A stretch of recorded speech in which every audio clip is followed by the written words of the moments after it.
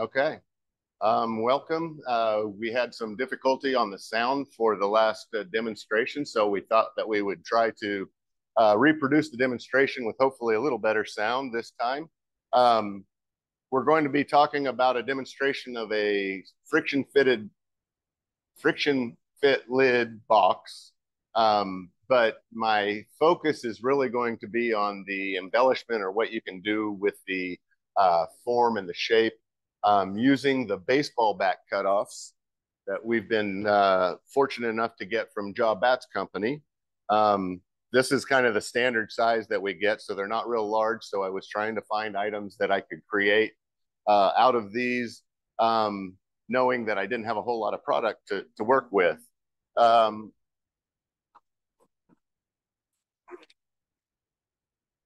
Okay. Do we need to pause it now? Okay. Well, hopefully the sound will come through. I'll try to talk a little louder when the ambient sound gets a little bit more, but this is the box that we're trying to reproduce tonight. It's a fitted box that's hollowed out. It has a tenon and a mortise and tenon type fitted lid. It's got some burned lines around some beads that were put around the outside and some burned lines in the lid that was put around while we were turning this. So that is the item that we're going to be producing. And then I take that item and take it a couple of steps further using some pretty simple items that I have at home. One of them being a very simple wood burning kit that I use all the time to burn different things. In fact, that's how I put my mark on all my products. It's got different tips that I use. And the tip that I've been using for this project is it was a wedge-shaped tip that I filed so that it had a little bit of a curve to it so that it would follow the beads that I was putting in there. I'll try to describe that a little bit later.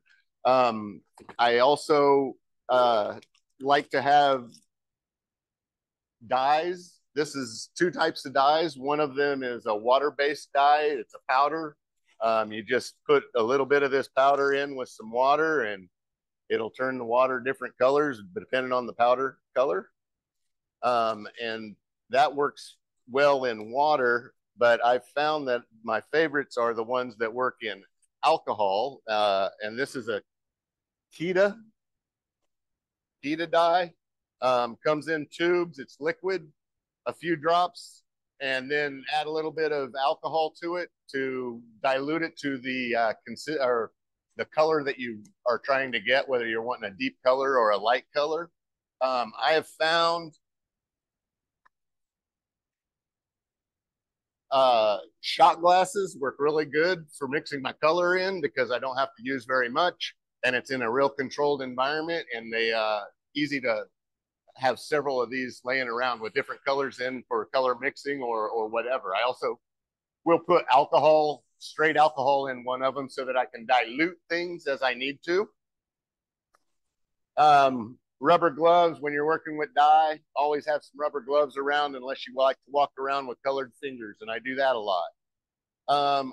I've got a set of palm carving tools at one time as a gift, and I find those handy on adding some lines or embellishment or texture sometimes to the different things I'm doing.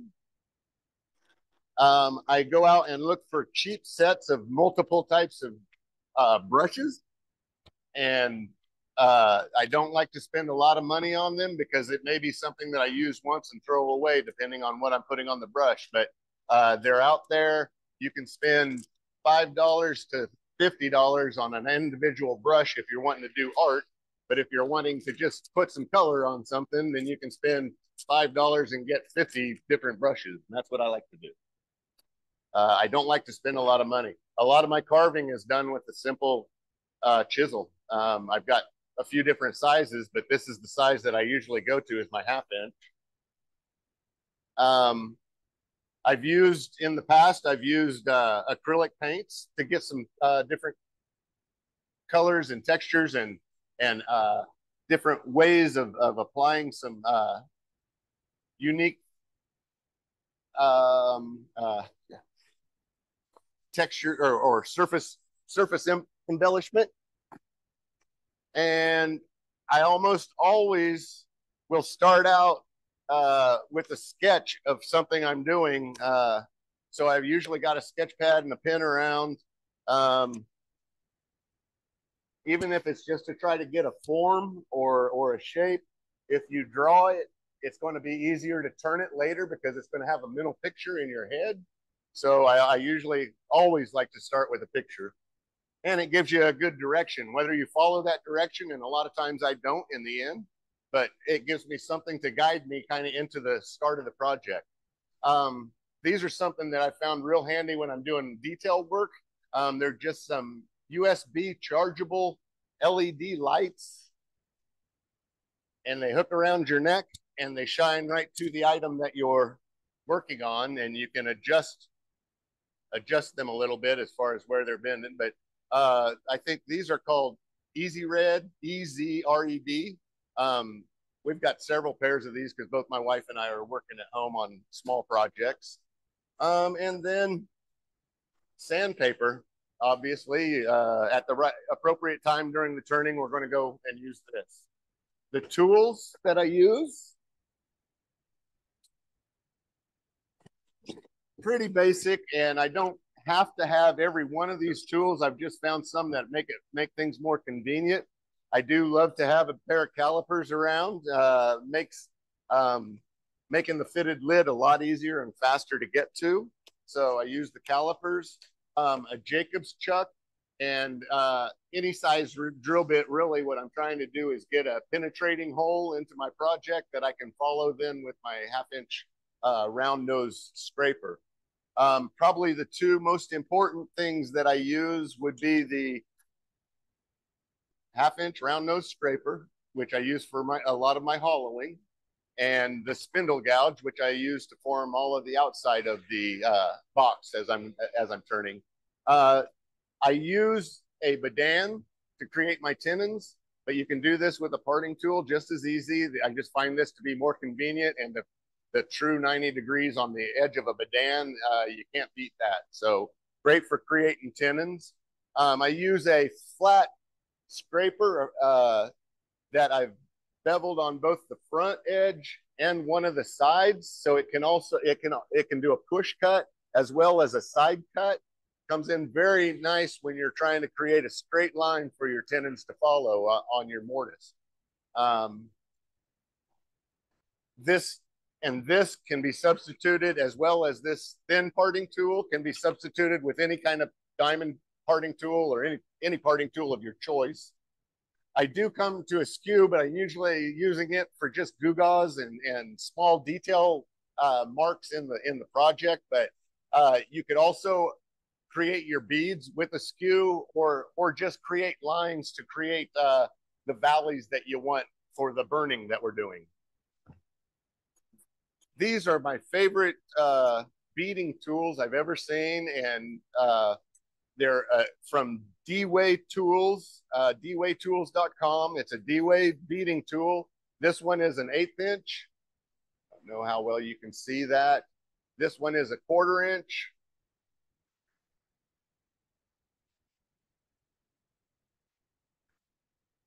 And so those are used in this direction, and you're just dipping them into your project, and I'll show you how they go when we get into the project. This is a specialty tool that Kevin Neely had created, a hollowing tool that I find very handy, especially, you don't have to have this, but I use it to get under the shoulder of the box. Sometimes right underneath this point of the box is hard to get to with the round nose scraper because of the angle that I would have to get to. So this is a tool that gets by there. It's not something that has to be done or has to be used, but I find it very convenient, and it kind of finishes off well when you do find yourself putting your finger inside the box. Okay, so that's the tools. Oh, one other item, 1 second.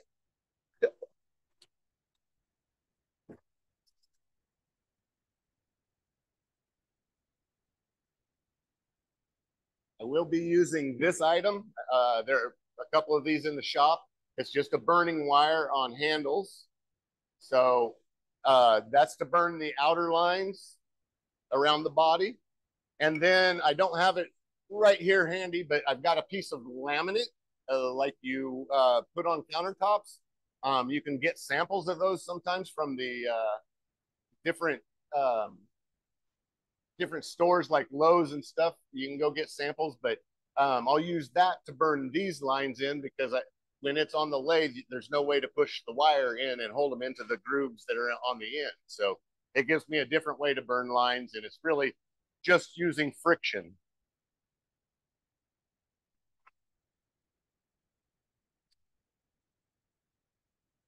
So we're going to be tonight, we're going to be taking 2 of these to create one box like this. And once you get a box like this, then there's all kinds of opportunities to take that to another level. I've used a burning kit to put different patterns into it. As you can see, each one's got kind of a unique pattern. I think these 2 are pretty similar. This one I ran some at an angle. This one I ran more cubes into it. And then I've taken those and put color to them using the aniline dye.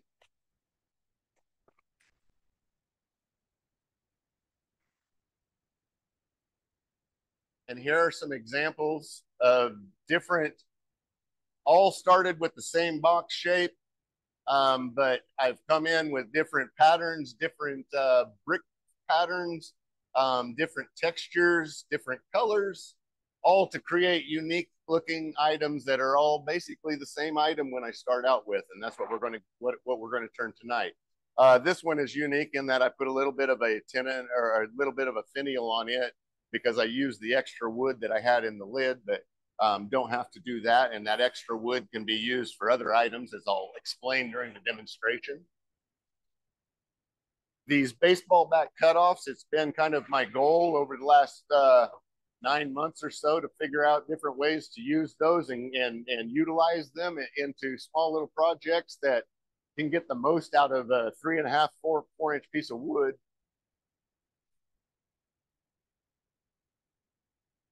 And here are some examples of different boxes and such that I've made. You've got 2 very similar pieces. They're not going to match up exactly on my grain, but the color is very similar.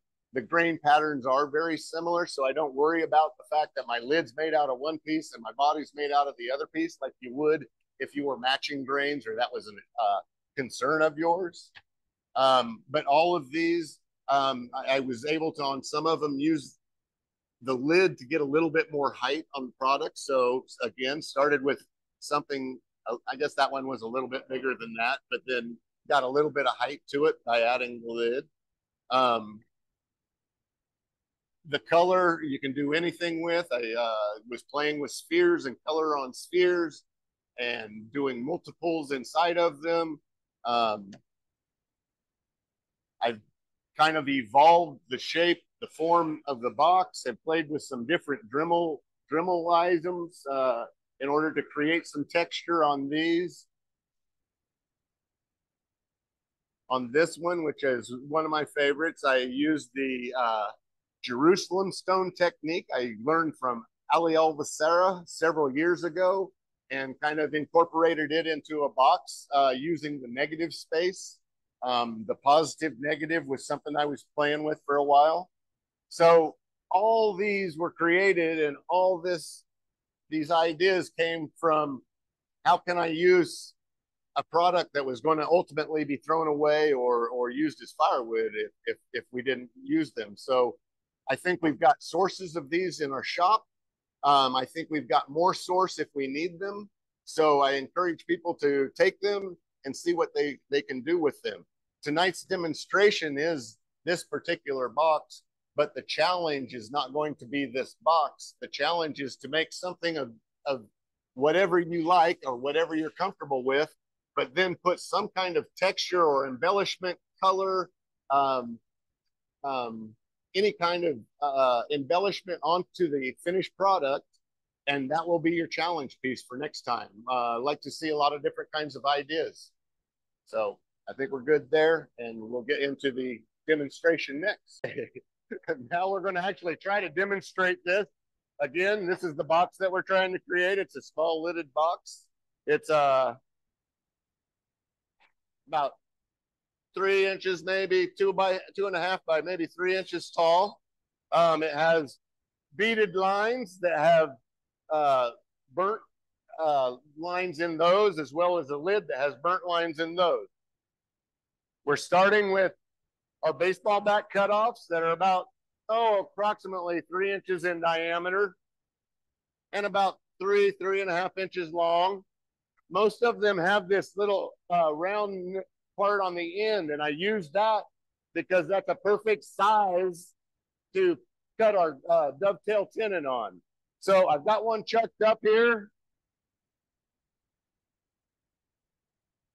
Let me get things in place.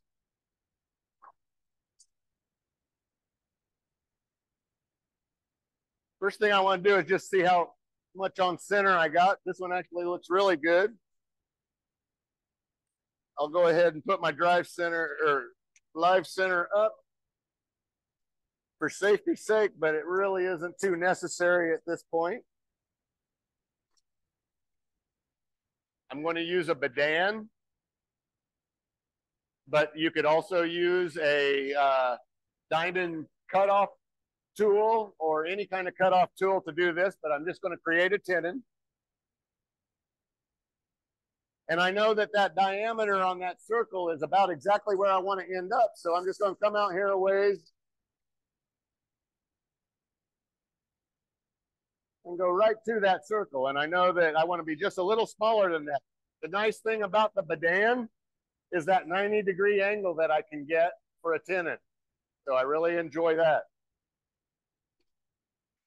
Going to my spindle gouge to put just a little bit of a dovetail on this tenon. I usually eyeball this. I don't try to get, but I know that we're wanting about a 10-degree or so angle on it.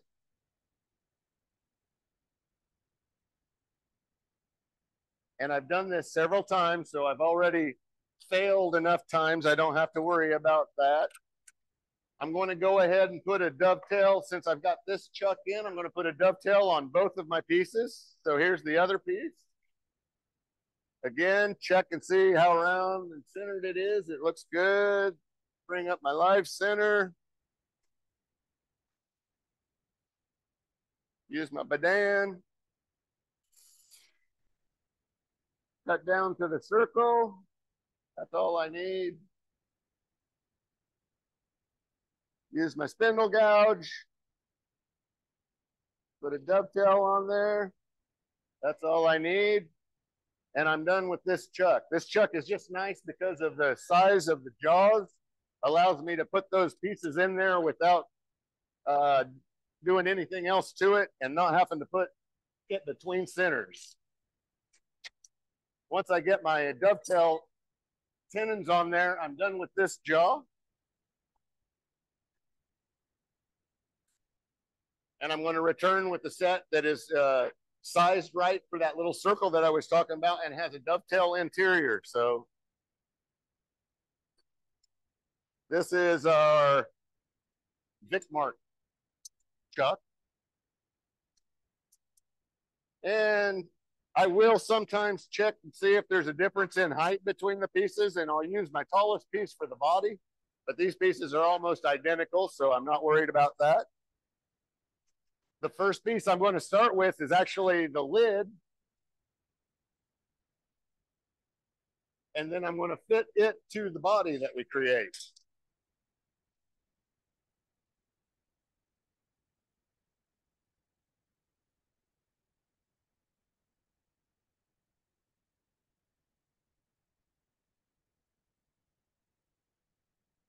Most of the hollowing and a lot of the work I do on the boxes on the inside is done with a 1/2-inch round nose scraper, and it's sharpened so that it's got sharpness all the way around and down the side. So I can kind of use that whole area to cut with.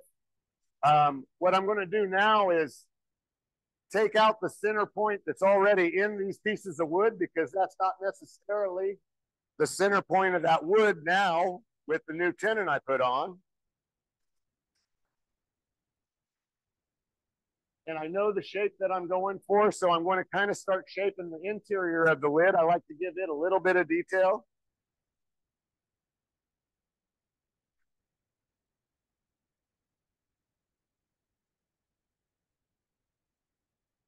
I'm not too critical on dimensions.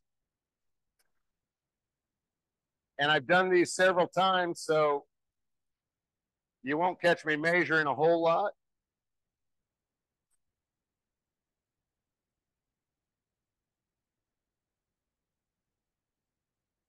I like to go to the flat nose scraper that's been sharpened on this edge as well as this edge. Has a nice 90-degree here. So I can pull a cut as well as push a cut with this type of a scraper. And it's great for making tenons because I know that I got a good 90-degree. And if I align the bar of this scraper with the bars in my lathe, I know that I'm going pretty much straight perpendicular. So it'll keep me from being at an angle or something when I'm going in for my tenon. So I'm going to come out here and make a straight edge, and I'm going to look down the bed to see if I'm lined up with the bed. And I'm going in about 1/8 of an inch or so. I don't need too much more. I'm going for a tight fit, but if you get too much tenon, then you're going to have a fit that you can't pull apart. I know this from experience. So that's pretty much the shape if you can kind of zoom in on that. That is the shape that I want on my interior. I want a little bit of high spot in the very center, coming out to a little bit of a curve, and then a flat spot for my tenon to connect to. So this is actually the mortise. And I don't have to get too far with my top, but there are some things that I found make it easier if I go ahead and get done now. So taking my spindle gouge, I'm just going to kind of create and try to get to where I'm close to where I want that tenon to be. But I'm going to leave myself enough product right here that I can come back and take more off of out here when I'm shaping the body. So I don't want to make that too small at this point. But I know the inside shape of my top, and it curves down and kind of straightens out right there where it meets the other piece. That's pretty much all I need for the mortise portion of my top. Now I just need to cut it off. I don't need to use this whole piece unless possibly I was doing a finial on my top, and then I might want to use that whole piece.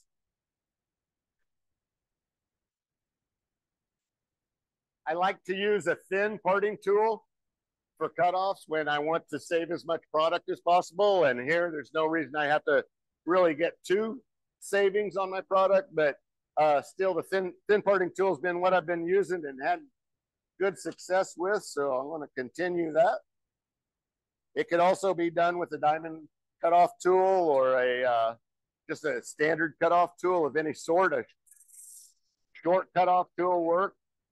And I'm going to cut off about 3/4 of an inch or so. Give myself a little room here in the middle.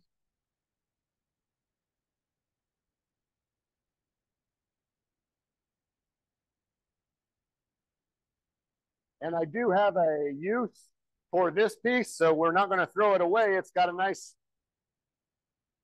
tenon on it right now, set up for the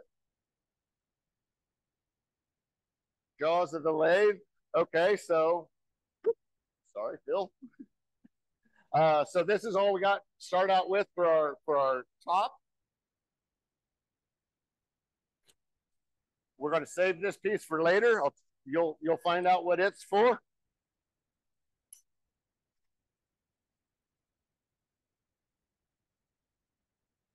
And I'm going to go to my other piece that I'm going to make my body out of.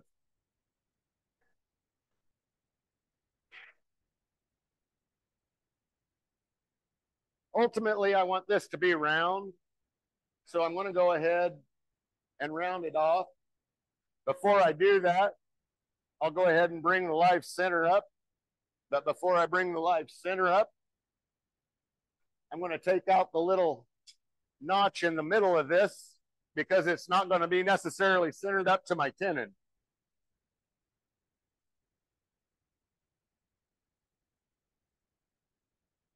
Now I got something that I can true up when I bring up the live center.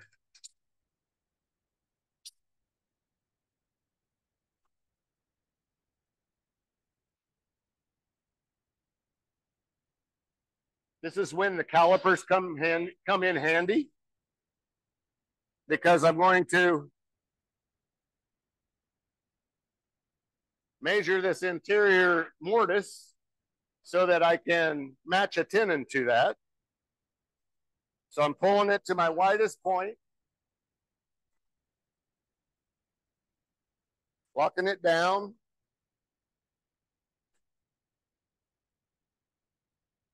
I do want to flatten off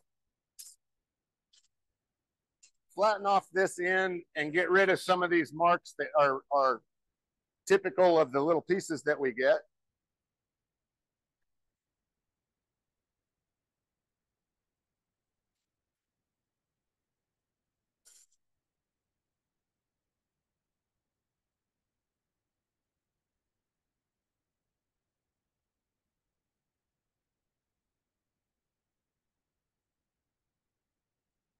Now I got a nice smooth surface. I'm going to knock that sharpness off that edge so it doesn't cut me.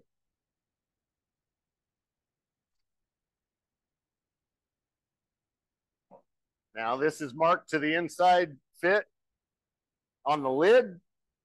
And I'm going to take this point and I'm going to touch the wood and see if I can match it up to the other point on the other side.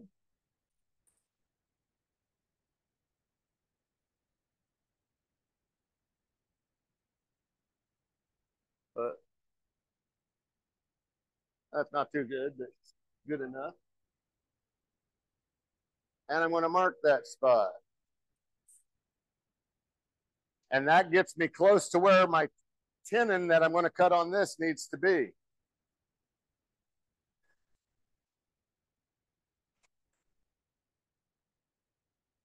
So going to my bedan as a parting tool. Coming down about the depth of what I have on my lid. I'm going to cut close and then stop and test because this is the part of a fitted box. That's the do or die part, whether you get the lid to fit right. I know that this should be fairly much, quite a bit too much, and it is, but it's better to check before you cut past that point. Excuse me. I like to chamfer this outside corner just a little bit, makes it easier to slide on once you get the right size. And it also is a good indicator of when you do start to get to the size because it'll start to fall onto that chamfer.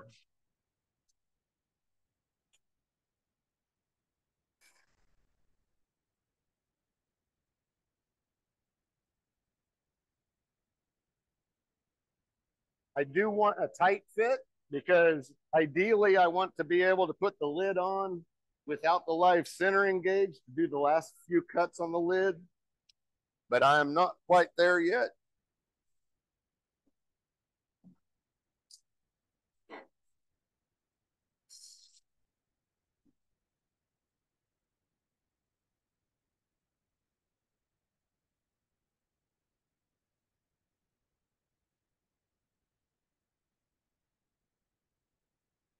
We're getting closer. I can feel it kind of starting to go onto the chamfered edge.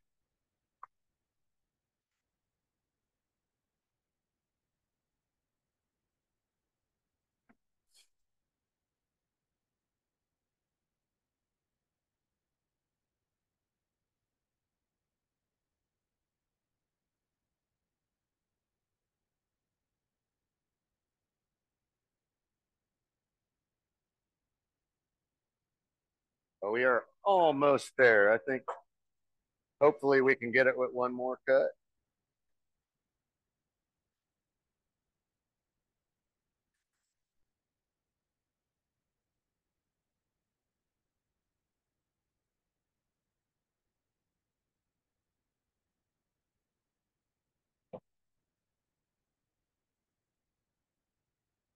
Oh, not quite as tight as I would have wanted it, but it's tight enough to hold on, especially once I engage the live center.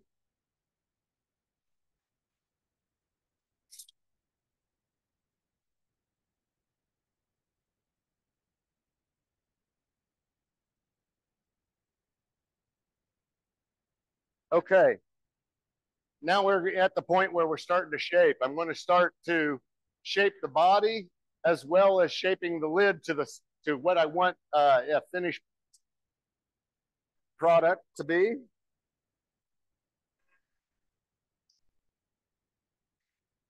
The body's going to start out. I got to get everything to a curve without that. Try to get rid of these little lines that are a part of all of these pieces, or most of those cutoffs have those little lines in them, and we got to get round at some point.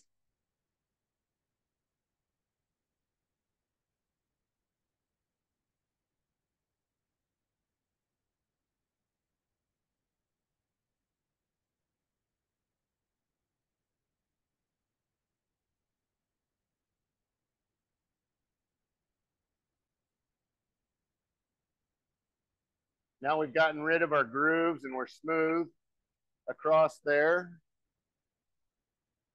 I'm going to start putting the little bit of round shoulder on my top, which is using the spindle gouge and rotating the handle out as you go around so that you get your curves.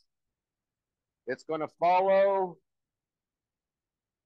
your bevel. So if your bevel's not turning, your cut's not turning.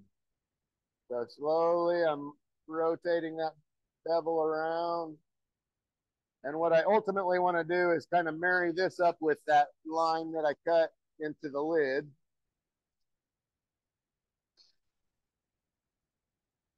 But I want a nice gradual curve into it.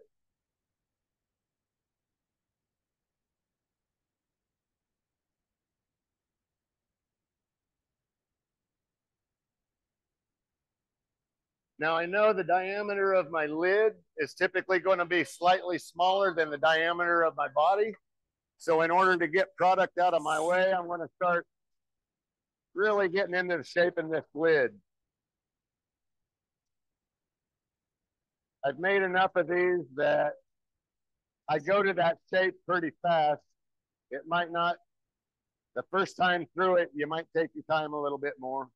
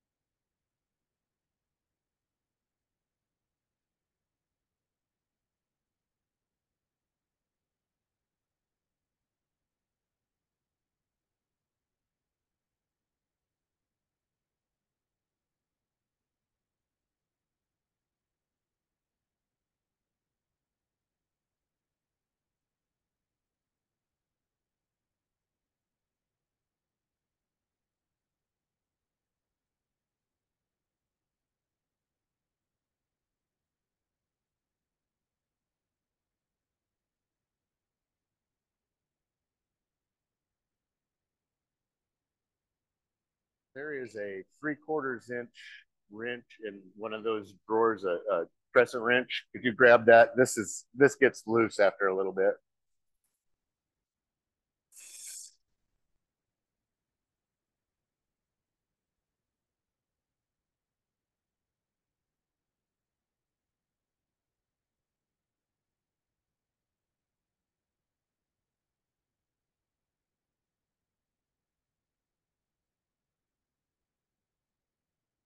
Probably already set to the right spot because that's what I've been using it for lately.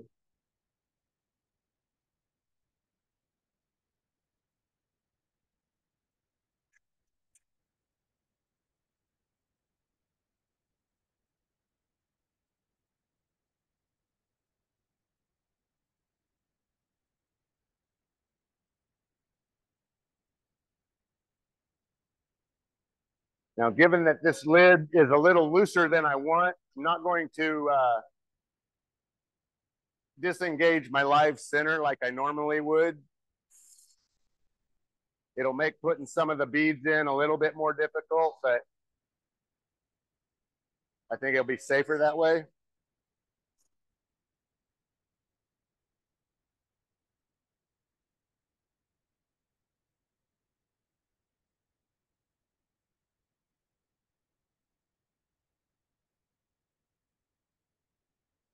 All right. Now we're going to come in and I'm going to try to get the undercut on my lid and the body, the curve on my body to match up and marry together.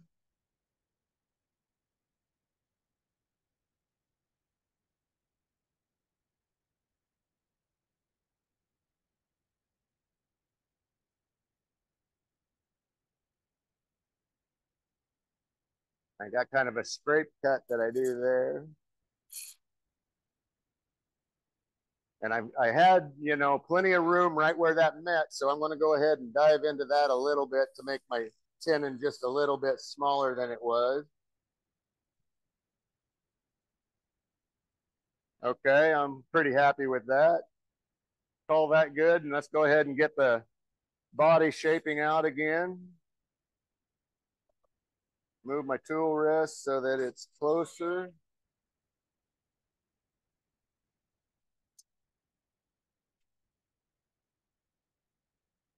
Where you at? Where you at?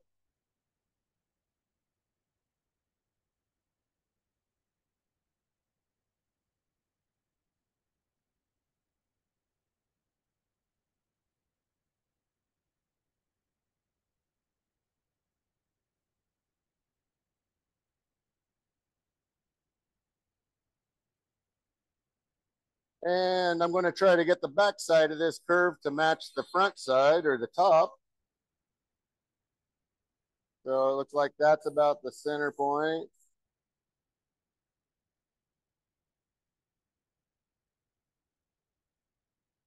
Get some product out of my way here.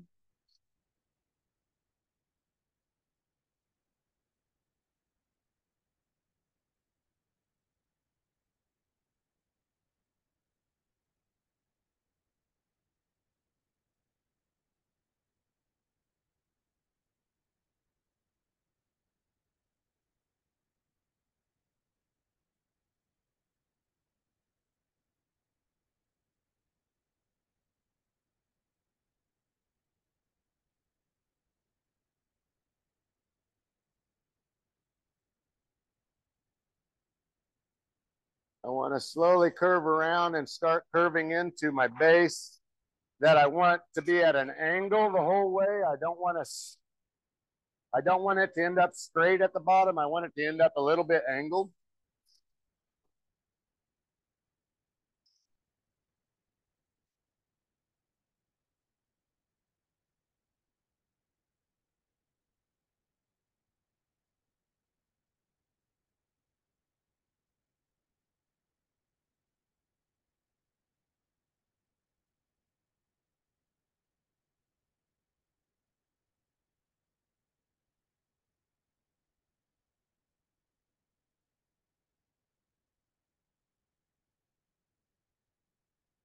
Okay, it looks like I could do a smooth the cut up, but I do look at this side of the curve and then try to match this side with it. And I can see this curve's a little harder. So I need to take a little bit off here. See if we can get one nice clean cut that curves it in a little harder right there. And then blends in with us down here. Now this would be the time where I would probably hit it with a little sandpaper. turn my speed down a little bit and just try to get that nice smooth shape shaped onto that curve. Using a 180, so it's gonna change the shape if I don't watch out, or if I want it to.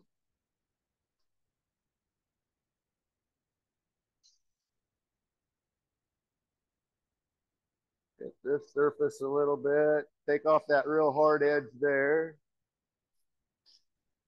Take off that real sharp edge there. I don't need sharp edges. They're just gonna cut me. I don't like that.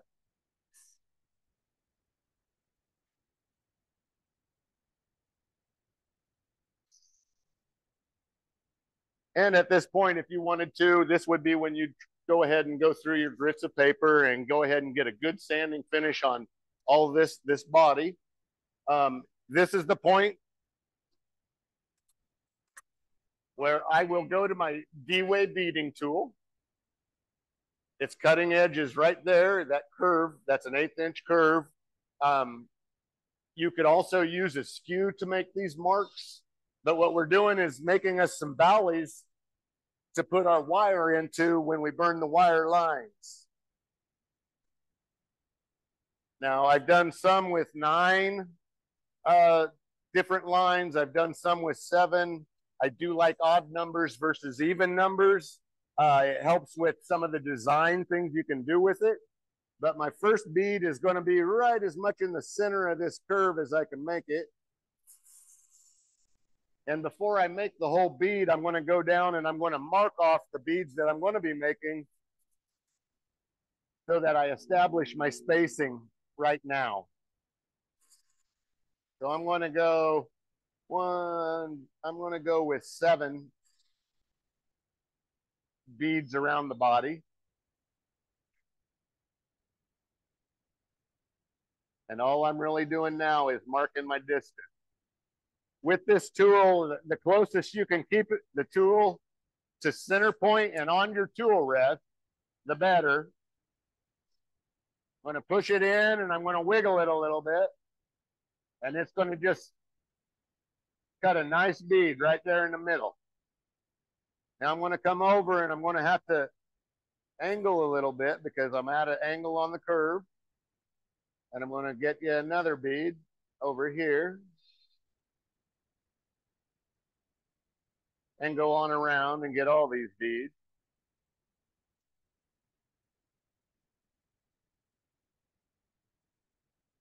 And it is easier when you have your tool rest such that you're at the same curve as you're turning, but I've done several of these, so I've kind of learned to compensate.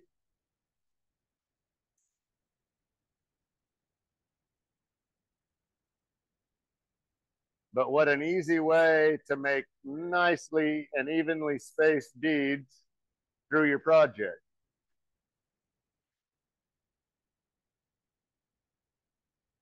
Okay, I got the front side of those. Now let's get the other side.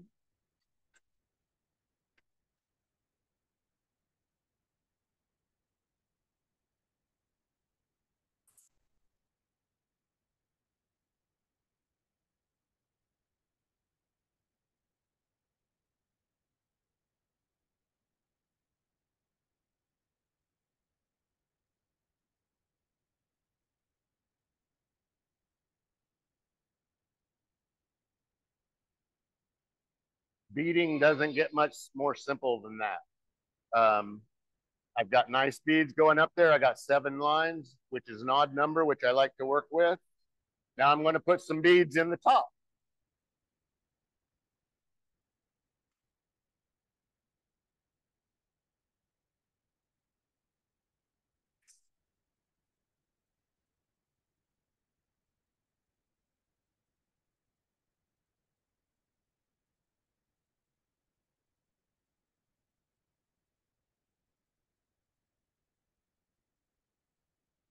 First, I'm going to mark them, and then I'm going to cut them.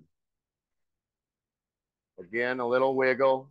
It cuts differently on end grain than it does on side grain, but it's pretty much similar. Slowly pushing in and wiggling a little bit.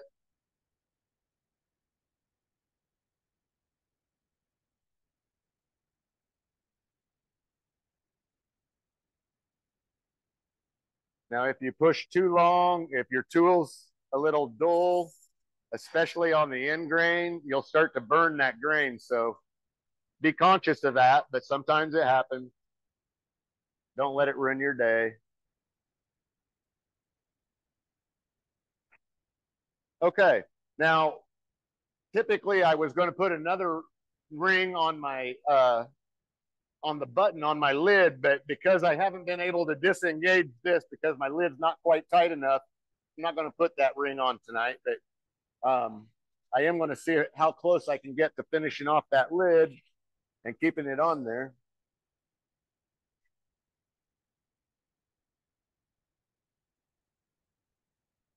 That button is a little taller than I want.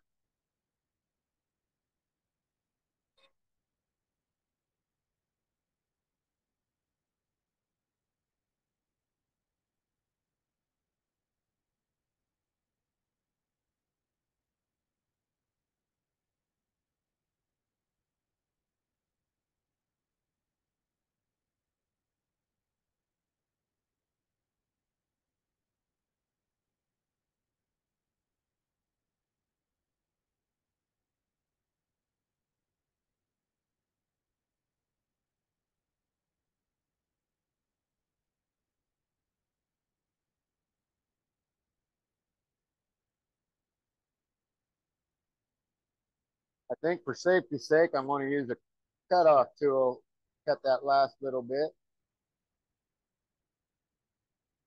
And I'm going to hold my lid on there at the same time. Come on.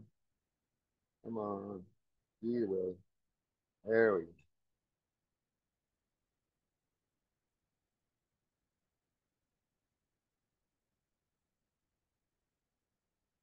Now, it could be that we've heated it up a little bit to expand the wood that might hold it on there a little bit better, but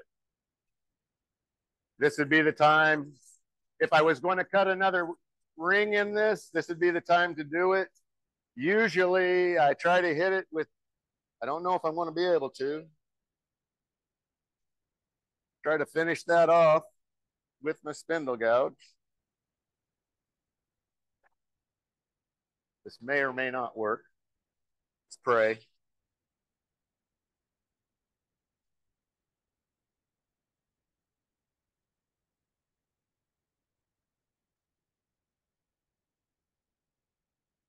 Oh, the stars were shining. Turn it down a little bit. Knock off that hard edge right there. You don't need to cut your hand on your box lid.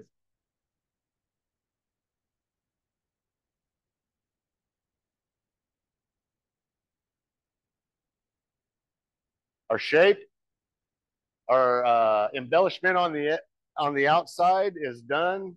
It's really time down to the point where we're going to start burning the lines in. I'm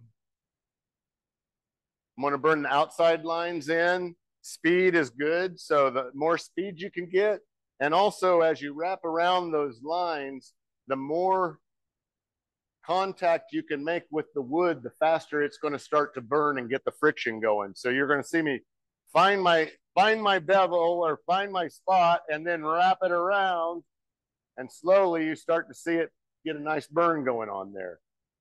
In order to let that piece cool, I'm going to skip a line.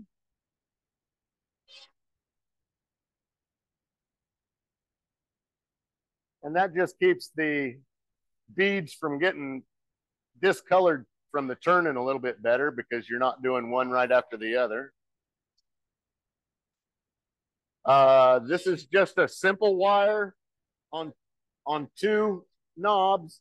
I asked Anthony if there was any particular wire. He said no, but to me, the rougher the wire is, the more friction you're going to get. So this is kind of almost a lead feeling wire. I mean, it's got a little roughness to it. And again, wrapping it around a little bit really helps that friction start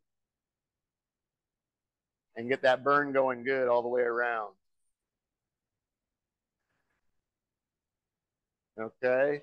You can see it did a little bit discolor some of those beads, a little bit of sanding, and the color kind of lightens up again. You get a good contrast. Okay, that's how you get your outside lines when you're able to work on this dimension. Now we're going to work on the lid. There's no way to hold my wire in on that lid, so had to go to a different trick. Have to wonder where I put my laminate. Had it earlier.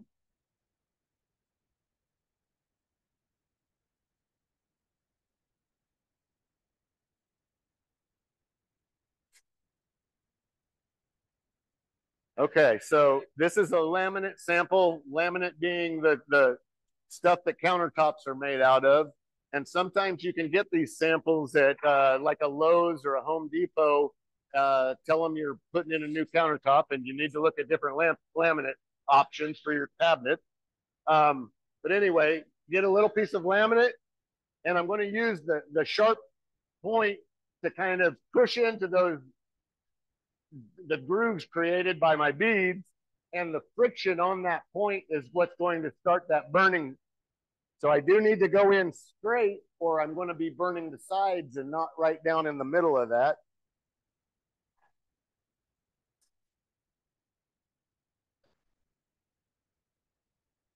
A little pressure, you'll see it start. See the line up here?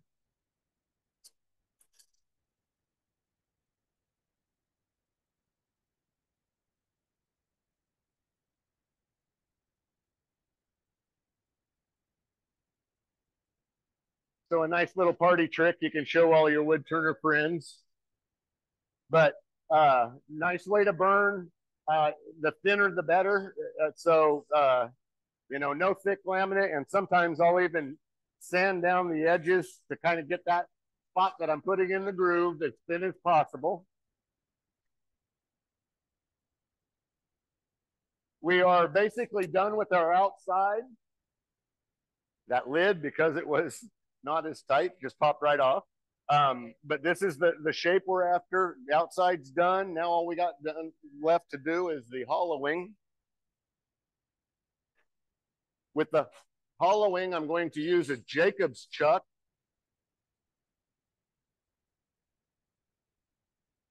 And about any size drill bit will work. I use this one because I've got some marks on it to give me some depth gauge, because I do want to know how far in I can drill before I'm going to be at the bottom. And I kind of got a center mark right there that I'll use. This out of my way.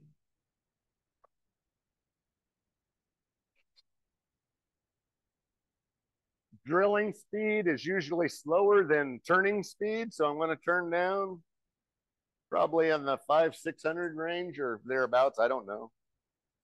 I don't have a readout.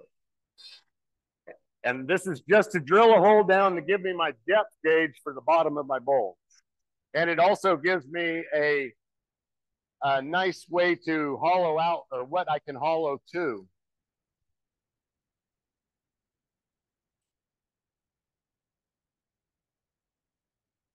So there was a line on here that I knew the depth that I wanted. I went to that line and stopped. And that's all I needed the Jacob's chuck for. Now we're going to be using mostly, I don't really need the live center at all, so I'm going to get that out of my way. Most of what I'm going to be doing now is hollowing.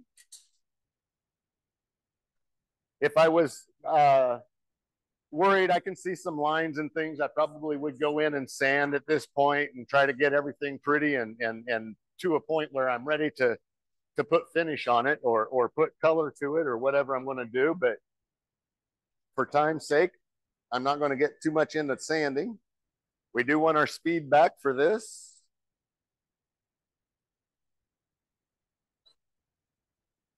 I want the top, or my cutting edge of my 1/2 inch scraper, to be right at halfway point. So I can see I'm kind of right there at half or at center point on my piece. And initially, I'm just trying to get wood out of there. So I'm pulling towards me, following that drill hole.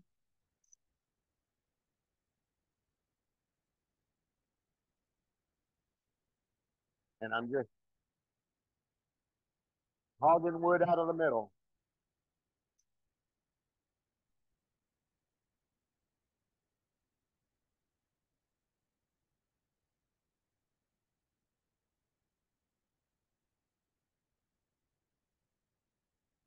Now, one of my fancier tools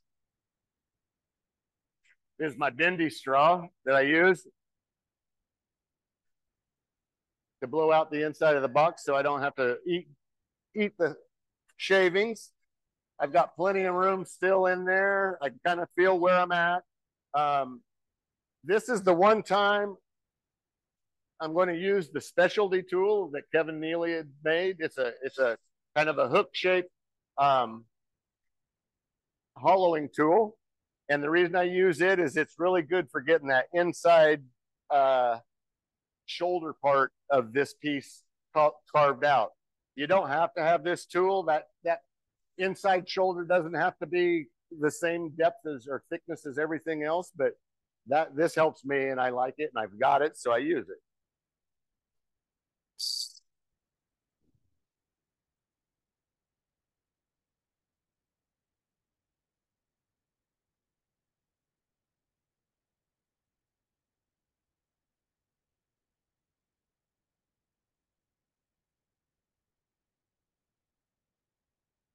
So that little bit got me what I wanted with that, which was that nice shoulder inside there. Most of the rest of it I'll try to blend in with the 1/2 inch round nose scraper. Double check my height again. Maybe a little bit low. A scraper is going to be less aggressive if you're going in at this angle than it is if you're going in below horizontal or below at a steep angle. So I like to be at least at center or a little above center. So maybe I'm tilting just slightly down. But now I'm just getting rid of product inside there. It helps that I've been through this a few times because I kind of know where I'm attacking and about how many times I have to cut in there before I test.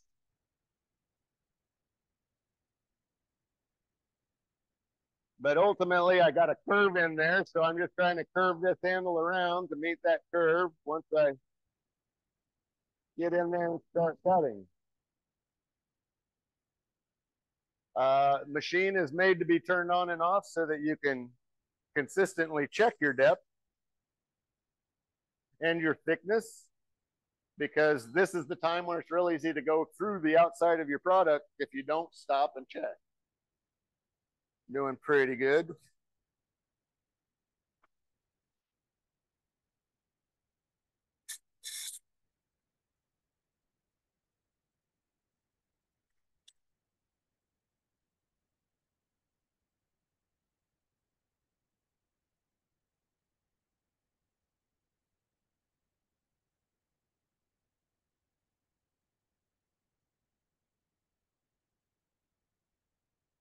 I look at these boxes as potentially being used for things like little ring boxes or maybe gift boxes or something.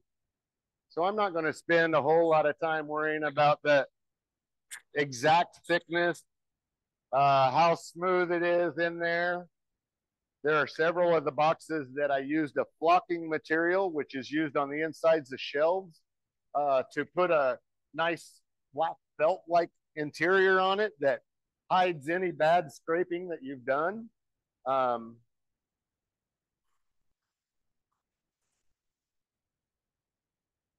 I'm basically hollowed out.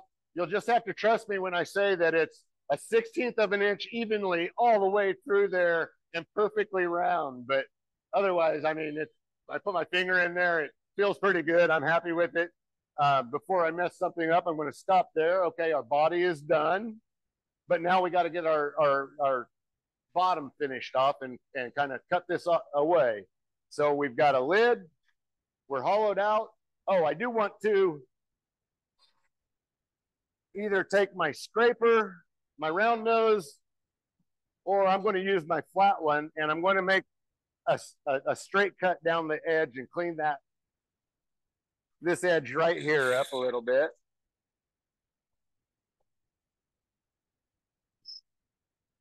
Looks a little cleaner and nicer. I don't usually sand on the inside. You can, but I've got a pretty small hole and I don't want to get my finger stuck in there. So I'm really not worried too much about the inside because I want them to be the beauty's in the outside, right? The inside's just someplace you put something. Okay, let's cut this dude off.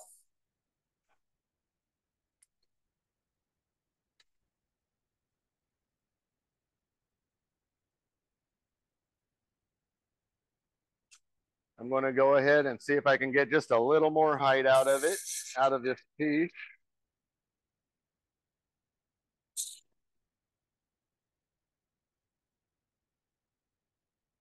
I know that I'm only hollowed down to about this point, so I know I've got a lot of wood there, but I like the bottom to be concaved up, so I've got to have a little room there to play.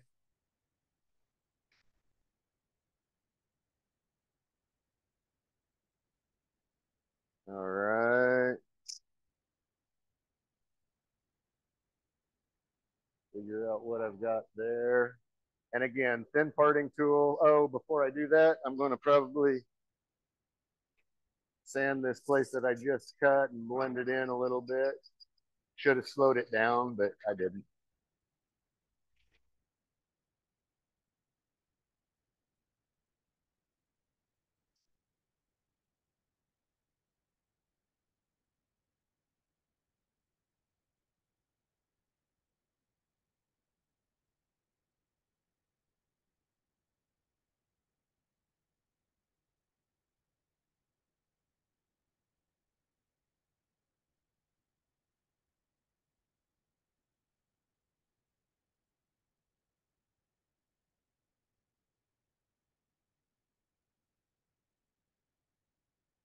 Getting some friction in there, so I'm burning some wood, it looks like. I think this is the tool that I needed to sharpen. Got a little tear out there, that's weird. So I got the cutoff, but obviously I've got some work to do on the bottom of it. This is where the cutoff piece that we had from the lid comes into play.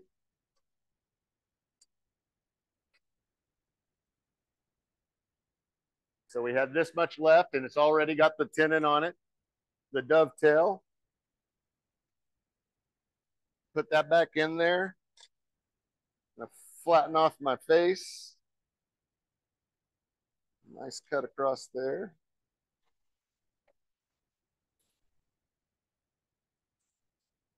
Using a spindle gouge, go right across that face and make it flat.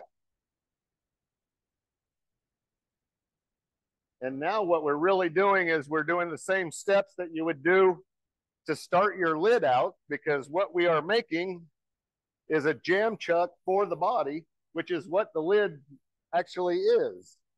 Let's see. I'm wanting round nose.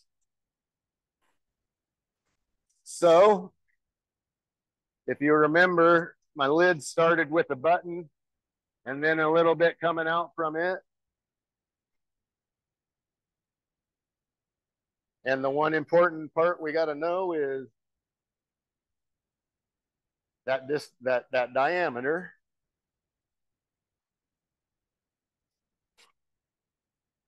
Which is already established on our calipers pretty much because of what we had checked before.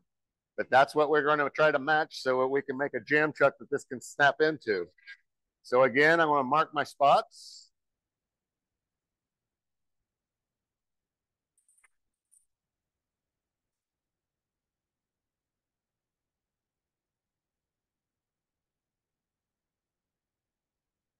That's approximately where I'm wanting to come out to make my jam.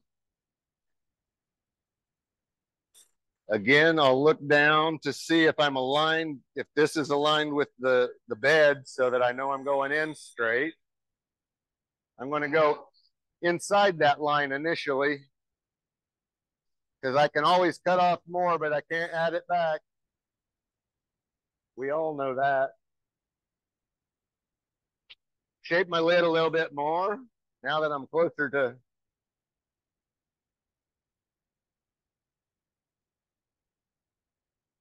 And the reason I'm doing this is because this lid now, or this jam chuck, can become the lid for the next box that you're making. So it's the start. I'm going right back to doing what we were doing at the very start to do the end of this project. A little bit more here. Look down there.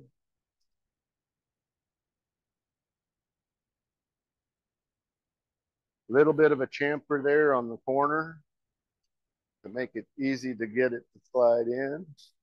Also to tell you when you're close. I can tell I'm in that chamfer, but I'm still not wide enough.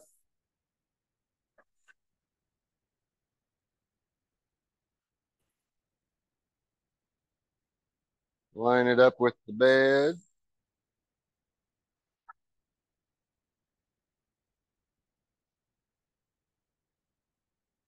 Close. Little chamfer.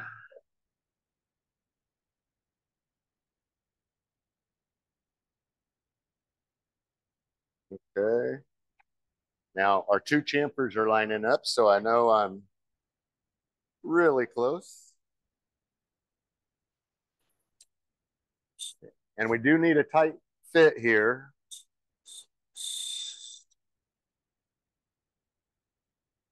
So I'd rather turn it on and off several times to get it perfect than to go one cut too many and be loose.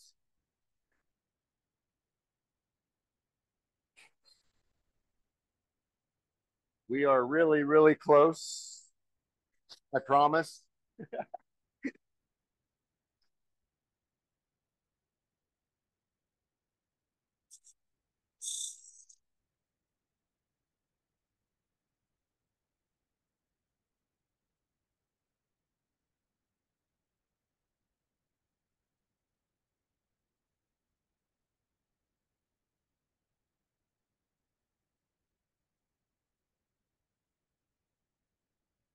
If I get to the point where I think I can pound it in, I'll do that because I want it to be that tight.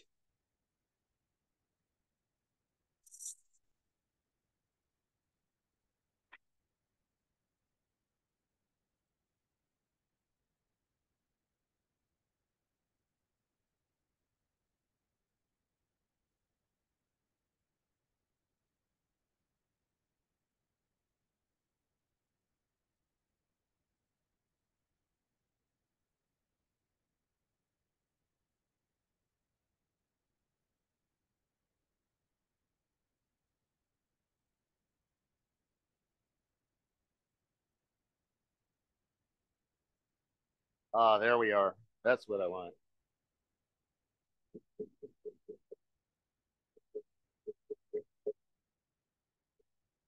Right there. I had to pound it in, so I know it's pretty good and tight in there. So now I can work without the live center and be pretty comfortable. But I still have to realize that a good catch is going to throw it right off of there because it is just jammed in there. So I want to be gentle. Speed is your friend until it's not, according to Anthony.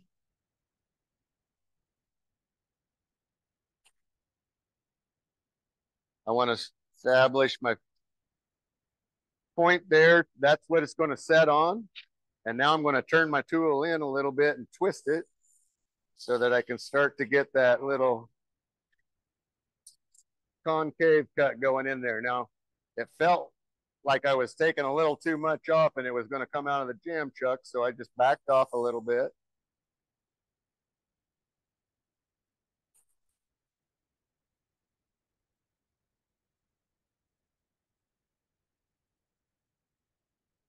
I have used the round nose scraper and scraped that little bit of concave, but it's a little aggressive on the grab. So if it's going to peel out, that causes it to peel out.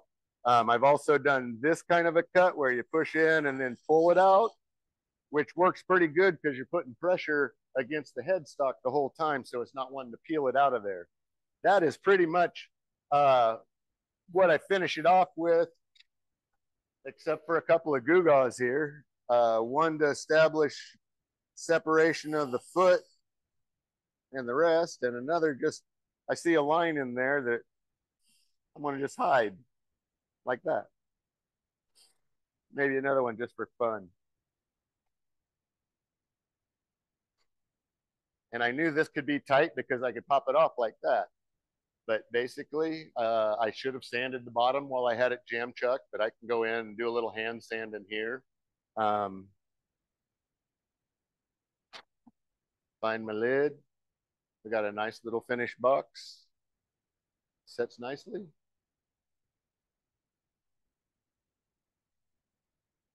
And 1/16 of an inch thickness all the way through and smooth as butter. Let me tell you, on the inside. There we go. That's your demo. Thank you. All right. Depending on how sound went, we at least accomplished that. Phil, thank you.